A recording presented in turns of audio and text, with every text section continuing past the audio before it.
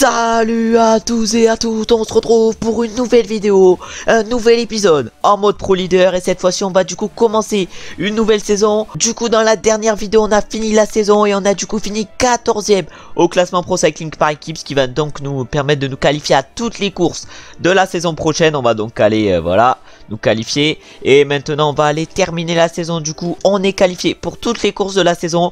On va du coup maintenant faire l'équipe et on va se retrouver maintenant une fois que l'équipe est totalement faite. Et du coup c'est bon, l'équipe vient d'être faite pour cette saison. On a du coup plus que 0 € et là maintenant du coup on va aller faire le calendrier. Du coup là on peut voir l'équipe en détail au niveau des pics de forme. Et du coup maintenant on peut voir les différents parcours des différentes courses que nous allons faire. Déjà on peut voir le parcours de ce Paris-Nice. On aura notamment un chrono par équipe. Ensuite au critérium du Dauphiné on peut voir également le parcours ici. Ensuite le Tour de France, on peut voir également le parcours qui est ici. Bon là je passe peut-être un peu vite, mais n'hésitez pas à appuyer sur pause si vous voulez voir le parcours en détail. Le retour il y aura seulement une étape pavée malheureusement. Et le Giro di Como, voilà comme d'habitude. Et les championnats du monde on sait pas encore où est le parcours. En tout cas du coup je vais faire mon pic de forme et je vais faire le pic de forme de mes différents coéquipiers. Et on va se retrouver une fois que le pic de forme est fait. Et je vous dirai donc quel pic de forme j'ai choisi avec mon coureur. Et du coup c'est bon, je viens de faire le pic de forme avec mon coureur. Du coup avec le pic de forme je serai donc en grande forme pour c'est-à-dire l'Evelander Red Classic, Paris-Roubaix, mais également Liège-Bastogne-Liège et je serai pardon également en grande forme pour le Tour de France, qui seront donc mes grands objectifs de cette saison, les différentes classiques et le Tour de France. Et on va se retrouver du coup dans cette vidéo. On va faire les 3 jours de la Provence. On va également faire Paris-Nice dans cette vidéo, mais également la Primavera Classique qui est clairement Milan-San Remo. Et du coup maintenant on va se retrouver au départ de la première étape avec notre coureur sur ces 3 jours de la Provence, un contre-la-montre de seulement 7 km.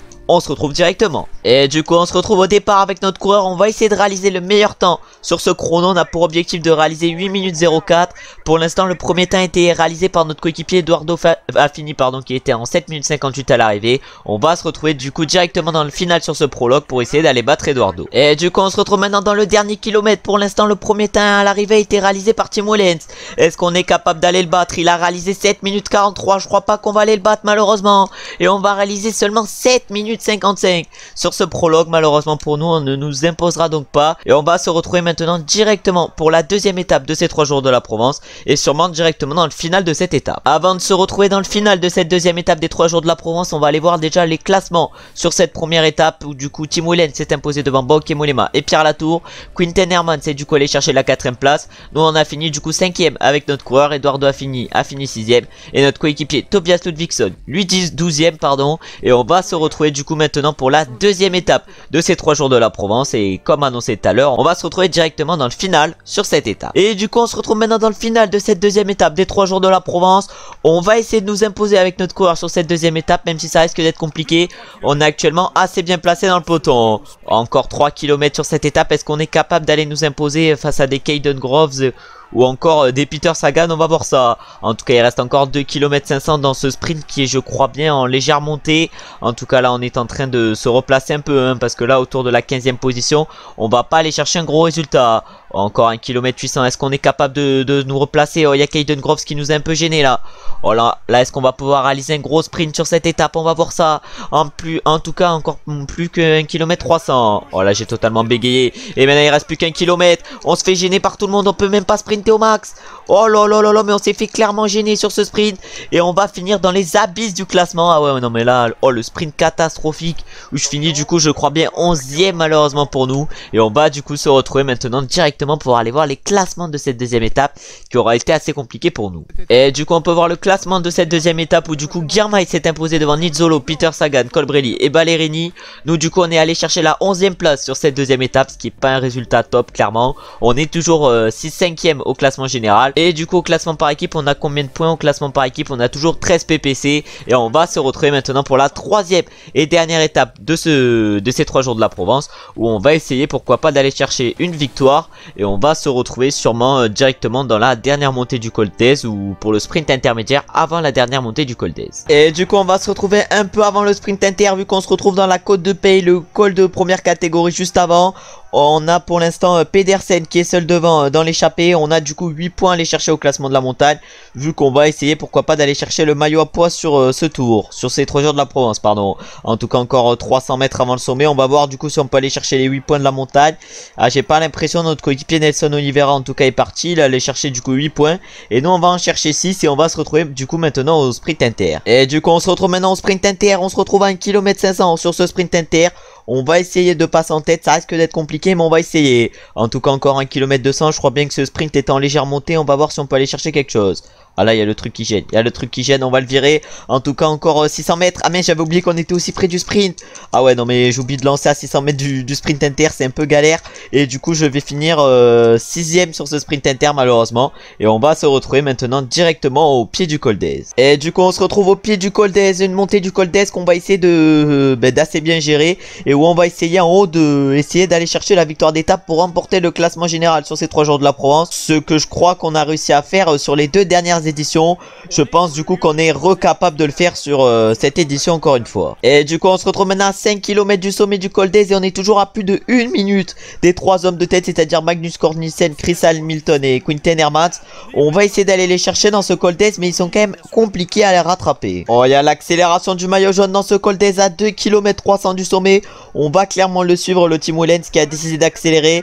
On a encore plus de 1 minute de Chris Hamilton et Magnus Cort Nielsen qui sont plus que 2 à l'avant. C'est qui? Je sais pas qui c'est qui a été distancé, mais ils étaient 3 tout à l'heure, ils sont maintenant plus que 2. Ouais, c'est Quinten Hermans qui a été distancé tout à l'heure. Ils sont plus que 2 à l'avant, on va voir si on peut aller les chercher. Nous on est actuellement à 59 secondes avec notre coureur. Et là on accélère encore une fois 1 km du sommet de ce col d'Aise. Magnus Cort Nielsen est parti tout seul dans ce col d'Aise. Nous on est à 50 secondes avec notre coureur. Oh là là, on accélère depuis tout à l'heure. Est-ce qu'on est capable d'aller chercher Magnus Cort Nielsen qui est seul en tête? En tout cas on a rattrapé le groupe de devant nous où figurait Valentin Madouas, Guerrero ou encore Georges Bennett. Et on va faire maintenant la descente de ce col d'Aise à fond pour essayer pourquoi pas d'aller chercher une victoire. Oh, encore 8 km dans la descente. On fait le forcing pour revenir sur les 3 hommes de devant qui sont qu'à 5 secondes de nous. Derrière on a par exemple Team Wellens qui est à notre poursuite, il est à 18 secondes. Mais là nous on va tout faire pour revenir sur les 3 hommes de devant et surtout pour aller remporter cette 3ème et dernière étape des 3 jours de la Provence. Et du coup on se retrouve maintenant à 2 km 500 de l'arrivée. On est parti seul avec Chris Hamilton dans la descente. Mais est-ce qu'on est capable de battre Chris Hamilton au sprint? On va voir ça, il reste encore 1 km 700. Derrière ils ne sont qu'à 10 secondes. Est-ce qu'ils sont capables par exemple de nous rattraper? Oh là là, ils reviennent assez fort derrière avec Team Wellens surtout qui fait le forcing. Oh là là, encore 1 km avant l'arrivée. On va se mettre dans la roue Chris Hamilton. Chris Hamilton qui lance le sprint mais normalement on est large plus rapide que lui. Est-ce qu'on va être large plus rapide que lui? Oh c'est dur. Oh c'est dur d'aller le battre. Mais on va quand même s'imposer sur cette 3ème et dernière étape des 3 jours de la Provence. Des 3 jours de la Provence qui n'auront pas été évidents. Après j'aurais pas géré au mieux sur ces 3 jours de la Provence. Mais ça aura pas été facile quand même. Et on va se retrouver du coup maintenant directement pour aller voir les différents podiums de ces 3 jours de la Provence. Et du coup tout d'abord sur les podiums on peut voir que c'est nous qui avons remporté cette 3ème et dernière étape des 3 jours de la Provence. Ensuite au classement général du coup c'est également nous qui nous sommes imposés. Ensuite au classement par points là c'est Biniam Girmay qui s'est imposé. Au classement du meilleur grimpeur, c'est Casper Pedersen qui s'est imposé. Et au classement des jeunes, c'est nous qui nous sommes imposés également avec notre coureur. Et on va se retrouver du coup maintenant pour aller voir les classements un peu plus en profondeur. Et du coup, on peut voir maintenant les classements un peu plus en détail. Où du coup, on s'est imposé dans le même temps que Chris Hamilton. Mais derrière, ça a fini à 4 secondes pour le groupe de derrière. Pour le groupe de je sais pas combien. En tout cas, ils arrivent à 20 dans le groupe derrière. Et derrière, ça finit à 15 secondes par exemple pour Jesus Serrada. Et du coup, on remporte le général pour 2 secondes par rapport à Team Wellens. Au classement du meilleur grimpeur, on est 6ème. Au classement par points, on est 4ème. Au classement des jeunes, comme on a pu le voir, on le remporte. On est 4ème au classement par équipe et on est 11ème à la combativité. Du coup, on remporte 54 PPC de plus après ces 3 jours de la Provence, surtout après cette 3ème et dernière étape. Et on remporte du coup 67 PPC sur ces 3 jours de la Provence. Pas de progression après ces 3 jours de la Provence. Et on va se retrouver du coup maintenant directement pour Paris-Nice. Un Paris-Nice où on va essayer de réaliser des bonnes courses. Et sur cette première étape de Paris-Nice, on va se retrouver directement dans le final et dans les 5 derniers kilomètres. Et du coup, on se retrouve dans les 4 derniers kilomètres de cette étape. Et il y a une petite surprise pour cette première étape de Paris-Nice, vu que c'est la première fois qu'on peut voir le maillot de champion du monde sur nos épaules, sur ce Pro Leader. Et du coup, on va essayer d'aller chercher le meilleur résultat possible sur cette première étape. Et au pire, si on remporte pas l'étape, ou si on n'est pas le meilleur jeune de l'étape, on gardera notre maillot de champion du monde. Voilà, on va pas se plaindre quand même, le maillot de champion du monde, il est pas mal stylé. En tout cas, il reste maintenant plus que 2 km avant l'arrivée. On va essayer d'aller chercher le meilleur résultat possible sur cette première étape qui arrive du coup à Saint-Cyr-l'École. On va voir si on est capable d'aller chercher un gros résultat. On a par exemple devant nous un Tim Merlier, un Peter Sagan ou encore un Jasper Philipsen. Encore 1 km, c'est en faux plat montant, ce sprint, ça devrait du coup nous avantager. Encore 700 mètres, oh là là, il y a pas mal de sprinters qui ont craqué. Est-ce qu'on est capable de remonter? Oh là là, est-ce qu'on est capable de remonter? Est-ce qu'on est capable? Et non, je crois qu'on finit 3e malheureusement avec notre coureur sur cette première étape de Paris-Nice, mais on est quand même bien remonté dans le final vu que c'était un sprint final en faux plat montant. Et on va se retrouver du coup maintenant directement pour pouvoir aller voir les classements après cette première étape de Paris-Nice et pour voir combien on est classé avec notre coureur. Et du coup on peut voir le classement après cette première étape de Paris-Nice où du coup comme on a pu le voir, Christophe s'est imposé devant Arnaud Démare. Nous du coup on allait chercher la 3e place avec notre coureur, c'est Fabio Jakobsen qui allait chercher la 4e place et c'est Caleb Ewan qui allait chercher la 5e. Et du coup maintenant on va se retrouver pour la 2e étape de Paris-Nice alors qu'on a remporté 26 PPC pour le classement par équipe. Et sur cette 2e étape de Paris-Nice du coup on va se retrouver comme sur la première étape directement dans les 4 derniers kilomètres. Et du coup on se retrouve comme sur la première étape dans les 4 derniers kilomètres de cette 2e étape de Paris-Nice. On va essayer d'aller chercher un aussi bon résultat que sur la première étape où on a réussi à faire podium. On va voir si c'est possible. En tout cas encore 3 km, là on a un beau virage à droite. Est-ce qu'on est capable de nous imposer ici à Chalette-sur-Loing? En tout cas pour l'instant il y en a un qui est bien parti, c'est Yves Lampart qui a bien accéléré sûrement pour son sprinter Fabio Jakobsen. On a également Julien Alaphilippe qui roule pour son sprinter Fabio Jakobsen. On a Arnaud Démare, le 2e de la première étape, qui est très bien placé. On a également Alexander Christophe qui a remporté la première étape, qui est extrêmement bien placé. Est-ce que nous on est capable d'aller chercher un aussi beau résultat que sur la première étape? On va aller voir ça. En tout cas là on s'est fait gêner un peu. Est-ce qu'on va pouvoir prendre des roues à certains sprinters? On essaye de prendre les roues à Arnaud Démare, à Tim Merlier. Est-ce qu'on est capable d'aller chercher un beau résultat? Ah non, malheureusement on va pas faire mieux que 12e sur cette 2e étape de Paris-Nice. Je ne sais pas du tout qui s'est imposé. On va aller voir ça du coup au niveau des classements. Et du coup on peut voir maintenant que c'est Olaf Koy du coup qui s'est imposé sur cette 2e étape de Paris-Nice.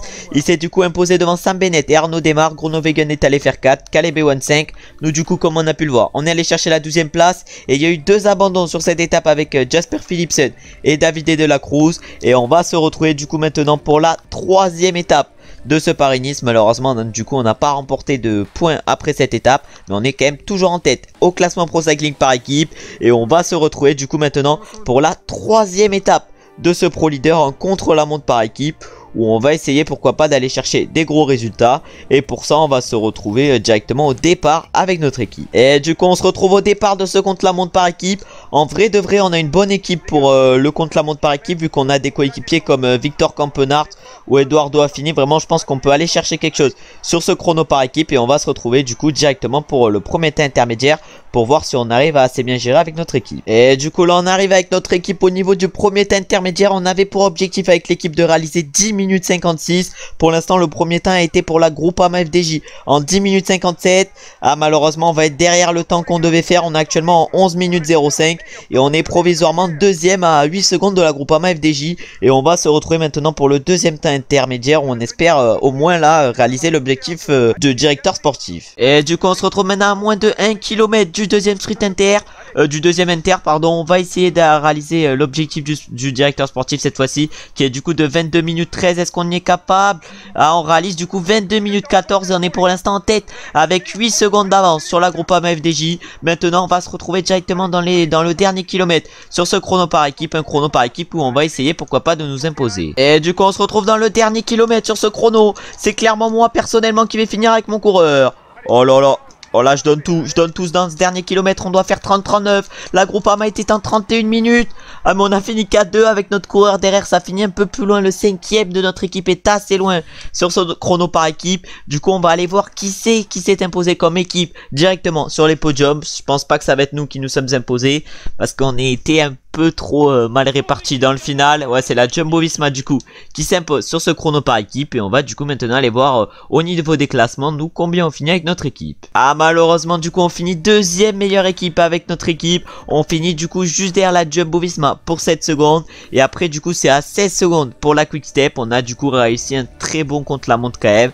Et voilà, du coup on a fini à 7 secondes. Et du coup au classement général, du coup on est actuellement 8ème avec notre coureur à 13 secondes. Et on va se retrouver maintenant pour la 4ème étape de ce Paris-Nice entre Mâcon et Saint-Etienne. Une étape où on va se retrouver comme sur les deux premières étapes directement dans les 5 ou 10 derniers kilomètres. Et du coup on ne se retrouve pas dans les 5 derniers kilomètres, mais on se retrouve pour le sprint intermédiaire où on va essayer de passer en tête avec notre coureur pour pourquoi pas avoir comme objectif sur ce Paris-Nice de remporter le classement par points, même si ça risque d'être compliqué vu qu'on a pas mal de sprinters face à nous. Mais déjà la 3ème place de la première étape a dû nous rapporter pas mal de points.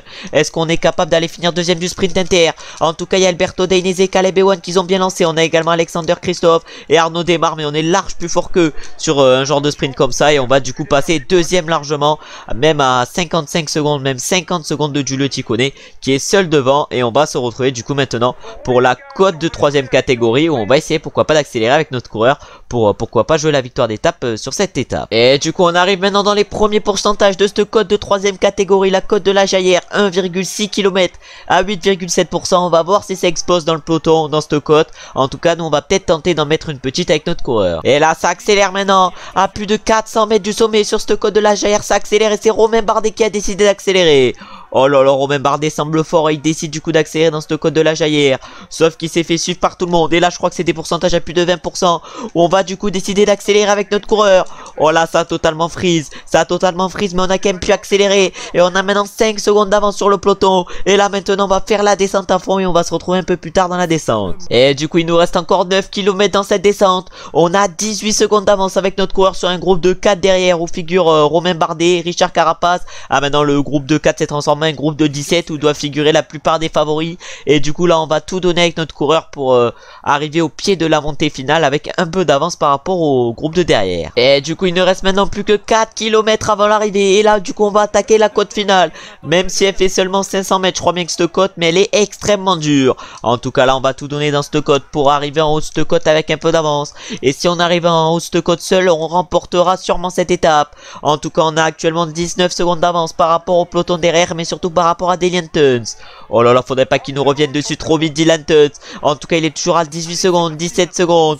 Oh là là, on n'a plus de barre rouge, on a Dylan Teuns juste derrière nous à 14 secondes. Est-ce qu'on va s'imposer? Je pense que oui. Là il ne reste plus que 2 km 400 avant l'arrivée, on va sûrement s'imposer. Sur cette étape, faudrait pas faire une bêtise. Oh là là, j'ai failli me prendre une barrière, fallait pas faire une bêtise. Et là du coup on va tout donner, on a plus de 20 secondes d'avance par rapport à Dylan Teuns, c'est-à-dire qu'on va aller sûrement s'imposer. Sur cette étape on va sûrement aller chercher une très belle victoire avec plus de 30 secondes d'avance sur Dylan Teuns qui est actuellement derrière nous. En tout cas on a plus de barre bleue, mais on va sûrement aller s'imposer sur cette 4ème étape de Paris-Nice. Et donc aller chercher, je crois bien, notre première victoire sur Paris-Nice dans toute notre carrière. Voilà, magnifique victoire sur ce Paris-Nice où on va sûrement aller s'imposer devant Dylan Teuns.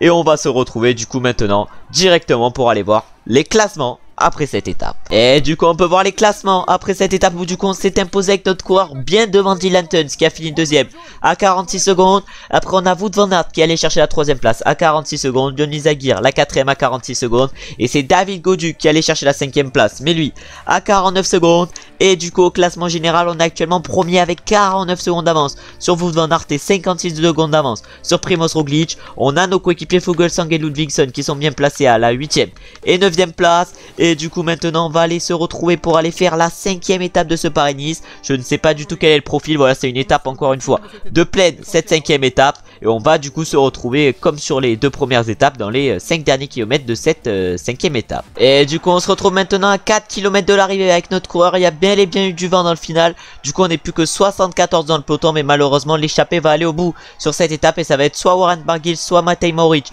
soit Giulio Ciccone qui va s'imposer. On est actuellement à 2 minutes 20 avec le peloton, c'est-à-dire que pour l'instant Matej Mohoric est en tête pour le classement général. On va essayer de conserver notre maillot jaune parce que là pour l'instant Matej Mohoric Rich là sur les épaules. En tout cas là il reste encore 2 km. On est actuellement à 2 minutes 17 et c'est Giulio Ciccone du coup qui s'impose sur cette 5e étape de Paris-Nice devant Warren Barguil et Matej Mohoric. Et là donc du coup on va faire le sprint. On va faire le sprint juste pour garder notre maillot jaune. On va faire le sprint. On a David Gaudu. On est face à David Gaudu sur un sprint comme ça. Non mais c'est aberrant. En tout cas on a 1 minute 52, 1 minute 53. Est-ce qu'on va pouvoir garder notre maillot jaune? On va voir ça. En tout cas on va finir deuxième du sprint du peloton juste derrière Primoz Roglic qui a semblé quand même très fort sur cette étape. Et on va du coup maintenant aller voir les classements de cette 5e étape et aller voir si on conserve ou pas notre maillot jaune. Et du coup comme on a pu le voir, Giulio Ciccone s'est du coup imposé devant Warren Barguil et Matej Mohoric. Nous du coup on a fini deuxième du peloton avec notre coureur à 1 minute 51 de Giulio Ciccone. Et du coup au classement général on perd le maillot jaune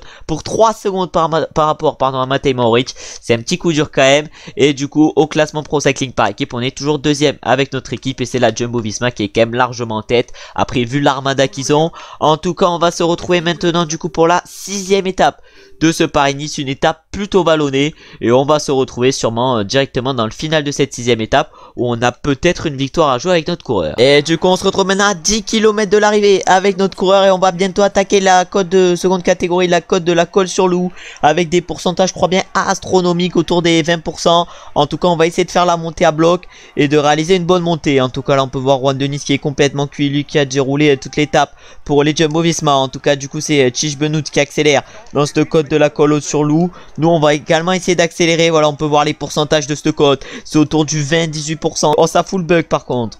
Ah ouais mais ce code de la fosse au loup est full bug par contre. Ce code de la fosse sur loup pardon, la côte de la fosse au loup ça c'est à Landerneau. En tout cas là on est dans des pourcentages extrêmement durs. Est-ce qu'on serait pas parti trop tôt vu que là j'ai déjà plus de barre rouge. On est dans des pourcentages à 27%. Oh là là, c'est un mur de montée de la côte de la fosse sur loup.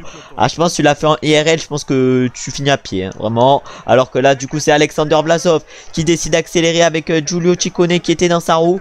Nous on a accéléré avec notre coureur mais on a pris 0 avance par rapport au peloton. Un peloton où on figure quand même toujours. Et on va du coup aller chercher 0 points sûrement sur ce col de seconde catégorie. Et on va du coup se retrouver maintenant directement pour le sprint inter. Et du coup on se retrouve maintenant pour le sprint inter. J'ai l'impression que malheureusement on va pas pouvoir aller chercher 2 points avec notre coureur vu qu'on a plus de barre rouge. En tout cas Giulio Ciccone est en train d'accélérer au niveau de ce sprint inter et il est suivi directement par Primoz Roglic. Oh, toujours devant on a toujours Resu Serrada et Timo Lenz qui ont l'air très costauds. Il leur reste encore 4 km 500 à tenir. Nous avec le peloton on est actuellement à 1 minute 30. Oh là non maintenant 1 minute 10 même hein. Oh, on les a rattrapé un truc de fou avant ce sprint intermédiaire.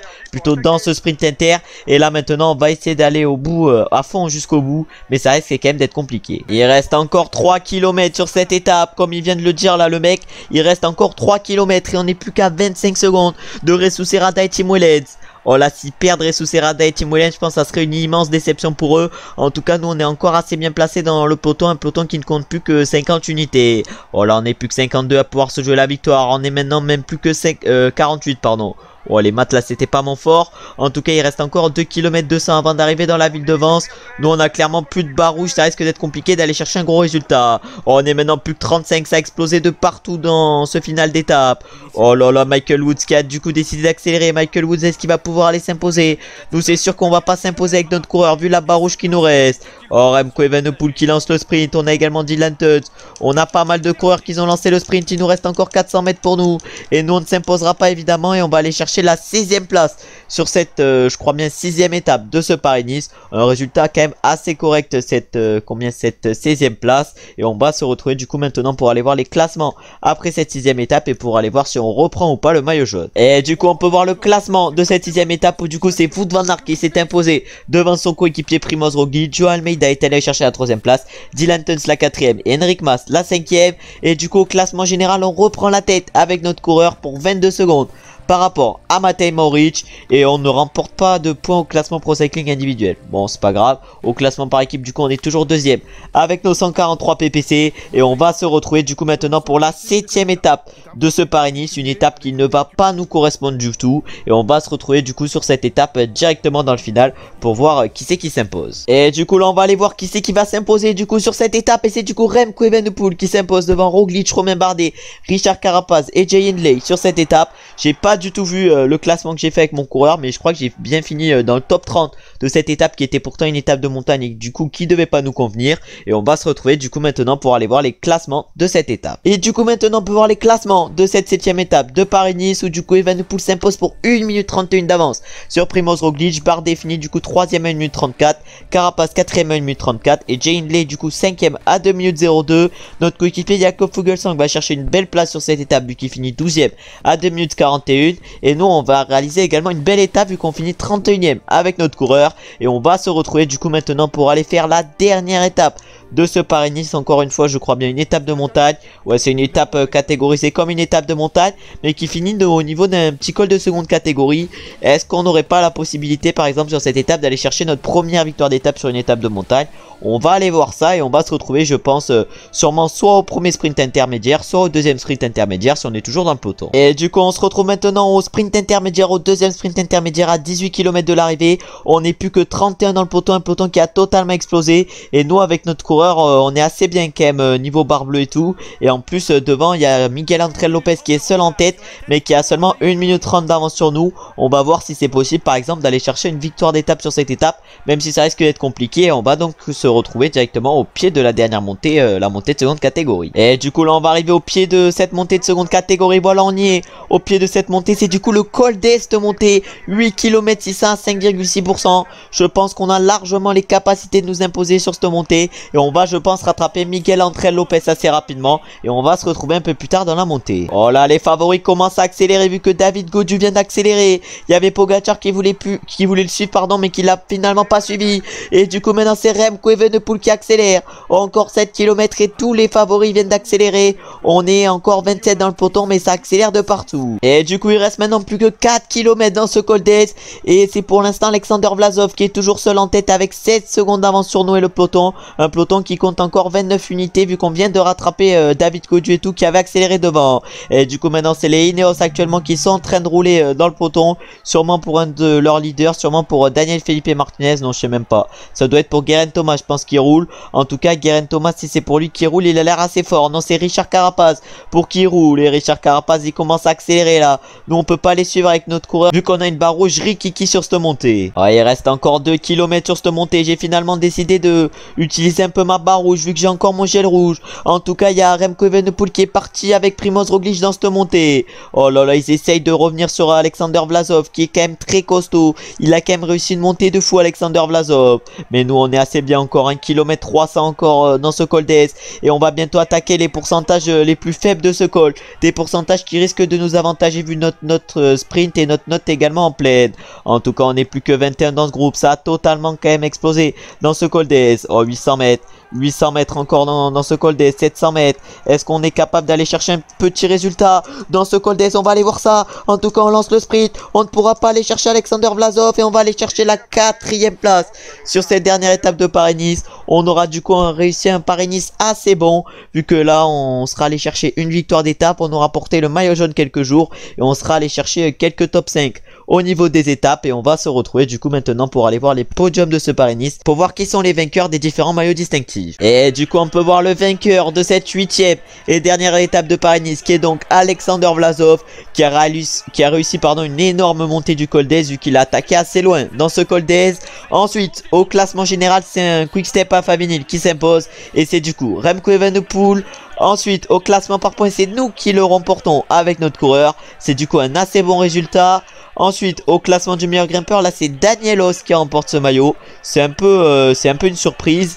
Et pour finir au classement des jeunes c'est le vainqueur du classement général qui remporte ce maillot également. C'est Remco Evenepoel. Et on va se retrouver du coup maintenant pour aller voir les classements de cette 8e étape et pour aller voir où sont placés nos équipiers. Et du coup on peut voir d'abord le classement de cette étape où du coup Vlasov s'est imposé devant Primoz Roglic, Remco Evenepoel. Et nous on est allé chercher la 4e place avec notre coureur. Après on a Nairo Quintana qui a fini à 5 secondes de nous et qui allait chercher la 5e place. Notre coéquipier Jakob Fuglsang malheureusement n'est allé chercher que la 21e place. Et du coup au classement général, Remco Evenepoel s'impose devant Primoz Roglic, Richard Carapaz, Romain Bardet et Jay Hindley. Notre coéquipier KM Fuglsang va chercher une belle 8e place au classement général. Et nous on va réaliser quand même une belle 19e place également au classement général. Et du coup on remporte 39 PPC après ce Paris-Nice. Et on se retrouve du coup maintenant à 212 PPC au classement par équipe. Et du coup on prend également un plus 3 après ce Paris-Nice pour avoir terminé un chrono par équipe. On prend du coup un plus 1 plaid, un plus 1 chrono,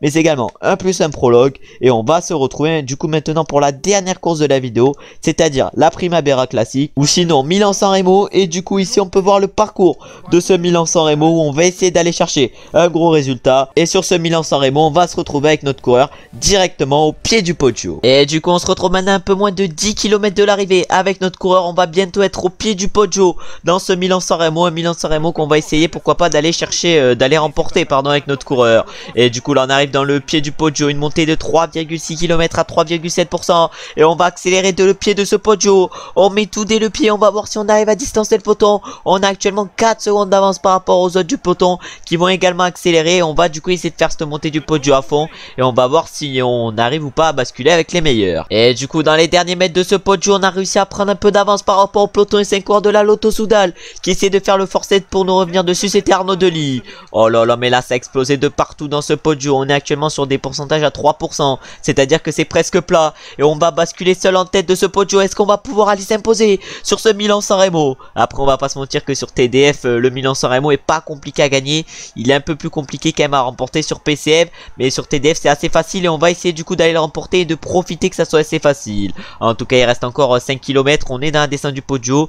Je dis que c'est assez facile, je fais une descente pour l'instant pas très bonne. Et du coup là on se retrouve maintenant au bas de la descente de ce podio. Il reste encore 2 km 300 avant l'arrivée et on a 17 secondes d'avance par rapport à Arnaud Démare et au groupe de 28 derrière nous. Oh, il reste encore 1 km 500. Est-ce qu'on est capable de nous imposer sur ce Milan-San Remo? Ils sont 13 actuellement à notre poursuite. Oh, est-ce qu'on peut les voir? On les voit, ils sont juste derrière nous. Ils sont juste derrière nous. On lance le sprint pour pas qu'ils aient notre roue. On lance le sprint pour pas qu'ils aient notre roue. On va essayer d'aller nous imposer sur ce Milan-San Remo, mais est-ce qu'on en est capable? Est-ce qu'on en est capable? Il reste encore 300 mètres, 200 mètres et on va aller s'imposer sur ce Milan-San Remo et on va remporter notre premier monument dans ce mode Pro Leader avec notre coureur. C'est quand même une magnifique victoire et on va se retrouver du coup maintenant directement pour aller voir les podiums de ce Milan-San Remo qu'on vient de remporter avec notre coureur. Et du coup voilà, on peut voir les podiums de ce Milan-San Remo où on s'est du coup imposé avec le maillot de champion du monde et avec notre coureur. C'est du coup une magnifique victoire sur ce Milan-San Remo et on va du coup maintenant aller voir les classements